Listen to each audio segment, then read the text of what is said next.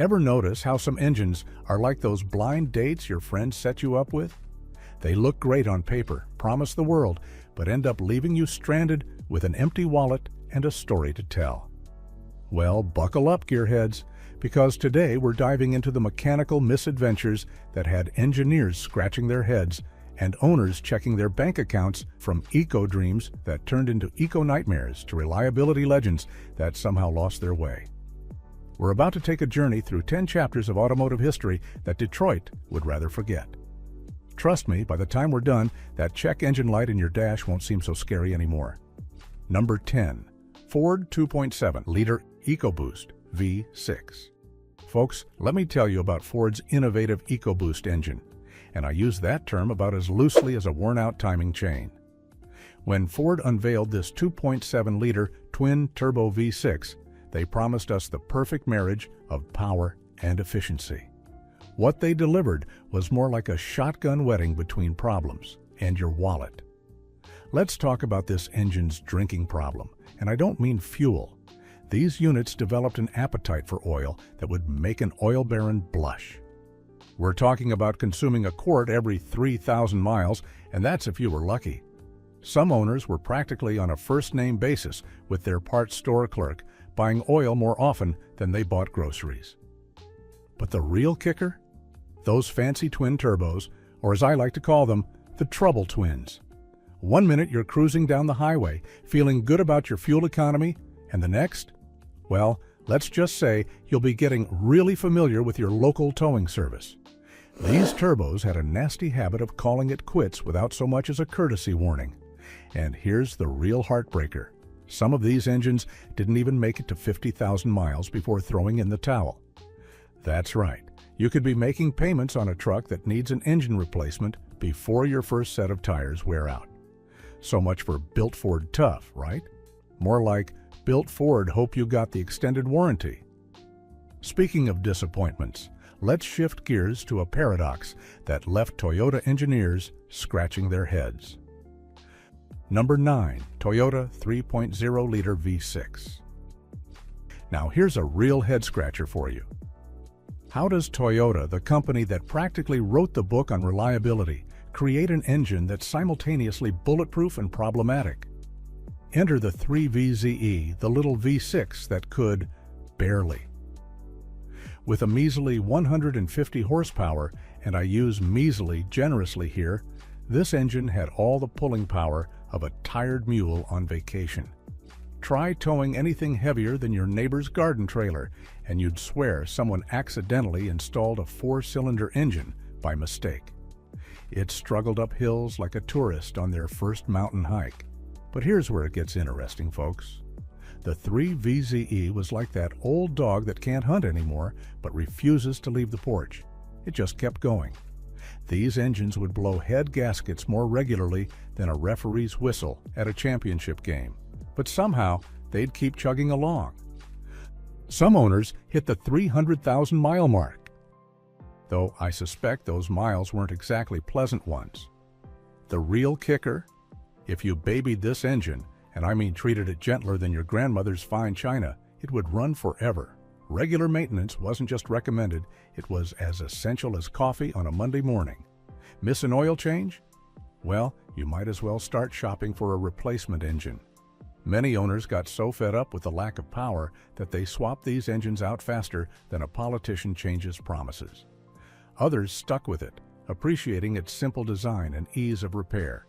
Because, let's face it, they got plenty of practice working on them. It's like Toyota took reliability and performance, threw them in a blender, and somehow ended up with neither.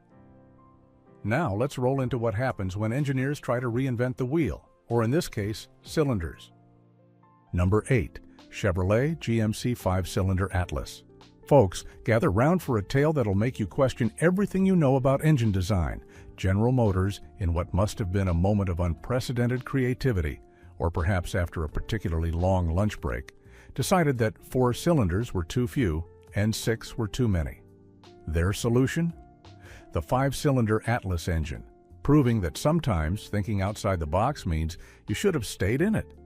This mechanical oddball misfired more often than a Civil War reenactment using wet powder. Picture this. You're cruising down the highway. Everything seems fine, when suddenly your truck starts doing the mechanical equivalent of the chicken dance. That fifth cylinder wasn't just an extra. It was like that unpredictable cousin at family gatherings. You never knew what it was going to do next. The fuel injectors on these engines had a shorter life expectancy than a snowman in Phoenix. One day they're working fine. The next, they're spraying fuel with all the precision of a garden hose with a thumb over it. But wait, there's more. Those valve seats wore out faster than your favorite recliner during football season. Once they went, you were looking at a full head job that cost more than your first car. The repair bills? Let's just say they could make a grown man cry and a mechanic's kids go to college. GM eventually got the message and put this engine out to pasture, but not before it left a trail of broken dreams and empty bank accounts in its wake. If you thought 5 cylinders was a bold move, wait until you hear about Ram's diesel gamble. Number 7. Ram 3-liter EcoDiesel V6. Remember when Ram decided to join the diesel revolution with their EcoDiesel? On paper, it looked better than a summer barbecue at your favorite mechanic's house. In reality, it turned out to be about as reliable as a chocolate teapot in Death Valley. Let's start with the oil coolers. These things failed more often than New Year's resolutions in February. When they went, and they would go, they'd turn your engine oil into something that looked like a vanilla milkshake. And let me tell you folks, when your oil looks like it belongs in a diner, you've got bigger problems than deciding what to order for lunch. The EGR coolers leaked more than a politician's promise, causing performance issues that would have you scratching your head faster than a mosquito bite. You'd be driving along, and suddenly your truck would have less power than a pedal car. Speaking of power loss, those camshaft gears had a nasty habit of slipping, throwing off timing like a broken metronome. When that happened, you'd get misfires that could rattle your fillings loose and your confidence in modern engineering. The real cherry on top? If you were lucky, only the main bearings would fail. And by lucky, I mean you'd only need to replace the entire engine instead of your whole truck. Ram's been working on fixes faster than a one-armed wallpaper hanger, but for many owners, it's like putting a Band-Aid on a broken leg. Too little, too late. These engines turned the term eco-friendly into wallet enemy faster than you can say trade-in value. Some folks spent so much time at the dealership, they started getting their mail delivered there. And don't even get me started on the class action lawsuits. They've got more paperwork than a mortgage closing. From diesel dismay to gas-powered grief. Let's take a look at Chevrolet's ambitious but flawed creation. Number 6. Chevrolet 5.3-liter V8 with active fuel management. Ladies and gentlemen, let me introduce you to Chevy's 5.3-liter V8 with active fuel management, a prime example of what happens when good intentions meet questionable execution. This engine was Chevrolet's answer to the fuel economy puzzle, but it turned out to be more of a riddle, wrapped in a mystery, sealed with an oil leak. Now, when it came to oil consumption, this engine wasn't just thirsty, it was experiencing a perpetual drought. We're talking about a quart every 1,000 miles, and that's being generous. Put another way, some owners were on such good terms with their local auto parts store, they got invited to the employee Christmas party. The oil disappearing act was so impressive, David Copperfield could have used it in his Vegas show. But the real showstopper? Those active fuel management lifters. They failed more often than diet resolutions after Thanksgiving dinner. You'd start hearing this tick-tick-tick sound from your engine, like a mechanical time bomb counting down to an expensive repair bill. First came the tick, then the clack, and finally, kaboom! There goes your weekend plans and your savings account. That innovative AFM system? It was supposed to save you money at the pump by shutting off cylinders. Instead, it saved you gas money by keeping your truck parked in the repair shop. Owners were deleting this system faster than embarrassing photos from their social media accounts. Some folks got so familiar with their mechanics, they started getting birthday cards from them. If Chevy's V8 was a drama, wait until you hear about this next mechanical soap opera. Number 5. Ford 6.4-liter Power Stroke Diesel V8. Gather round, diesel fans, because this next tale is the engine that made mechanics rich and owners poor. Ford's 6.4-liter Power Stroke. This wasn't just an engine, it was a masterclass in how to turn diesel fuel into repair bills and broken dreams. Let's talk about oil dilution. This engine could turn clean oil into a milkshake faster than your local diner. You'd check your dipstick at 5,000 miles, and the oil would look like something you'd pour over your breakfast pancakes. And that's if you were lucky enough to make it to 5,000 miles without other issues knocking on your door. The radiators? They leaked more than a government official during election season. Some owners got so used to carrying coolant, they installed a special toolbox just for their gallon jugs. But the real party started when the EGR coolers decided to join the fun. When they failed, and believe me, they would fail, you'd get coolant mixing with exhaust gases like an unwanted chemical cocktail. Nothing says, "I love my truck," quite like white smoke billowing from the tailpipe like a signal for help. And those twin turbos? They had a shorter lifespan than a snowman in Texas. One minute you're pulling your trailer like a champ, the next you're limping down the shoulder with all the power of a tired hamster. The question wasn't if these components would fail, but when, and more importantly, how much of your retirement fund it would cost to fix them. Some owners joked that they should have bought stock in their local Ford dealership. At least then they'd get some return on their investment. Others swore they could have bought a small house with what they spent on repairs. The 6.4 Power Stroke wasn't just an engine, it was a life lesson in why reading reviews before making major purchases is important. From Ford's fumble, let's examine Nissan's ambitious experiment with the Cummins name. Number 4. Nissan 5.0-liter Cummins V8. Here's a tale of what happens when reputation meets reality.